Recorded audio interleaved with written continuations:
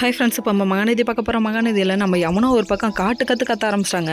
நீ என்ன நினச்சிட்டு காவேரிக்கு ஹெல்ப் பண்ண அப்படி இப்படின்னு சொல்லி கத்த உடனே நிவினுக்கு கோவம் வந்துருச்சுங்க. ஏம்மா நம்மளால தான் வாழ்க்கை போயிடுச்சுன்ற எண்ணமே உனக்குலாம் வரலையா அப்படின்னு சொல்லிட்டாங்க. எனக்கு எவ்வளோ கில்ட்டினஸ் இருக்குதுமா, என்னால் தான் அவங்க லைஃப் இப்படி போயிடுச்சுன்னு சொல்லிட்டு, இல்லைன்னா சந்தோஷமாக விஜய் கூட வாழ்ந்துருப்பா, இது எல்லாத்துக்கும் காரணம் நீ தான் அப்படின்னு சொல்கிறாங்க.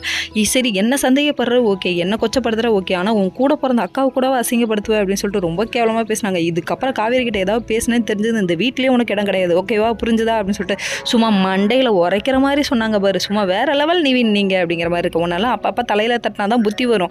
நீலாம் கலெக்டருக்கு படித்து என்ன தாவ போகிற, மண்டையில் மசாலாவும் இல்லை ஒன்றும் இல்லை, நீலாம் எங்கம்மா படிக்க போகிற அப்படிங்கிற மாதிரி தாங்க இருக்குது. கூட பிறந்தவளை போய் சந்தேகப்படலாமா, அப்படியே டென்ஷன் ஆகுது. அதுவும் கல்யாணம் பண்ணி வச்சதே இந்த பொண்ணு தான், ஆனால் எவ்வளோ சந்தேகப்படுது பார்த்தீங்களா.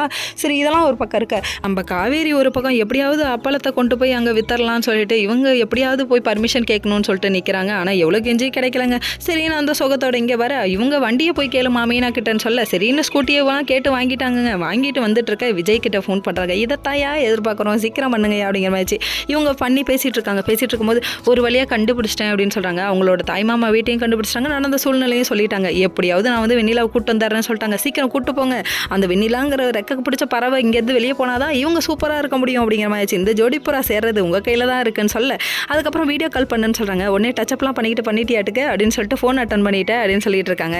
இவங்க ரெண்டு பேரும் கொஞ்சம் ரொமான்டிக்காக பேச அதுக்கப்புறம் பாவம் பிரிய மனமின்றி தவிக்கும் நம்ம விஜய்னு சொல்லிட்டு ஒரு ஜோடி புறாவை அப்படியே ஏவி விட்டு இவர் ஒரு முத்தா கொடுக்குறாரு பாருங்க.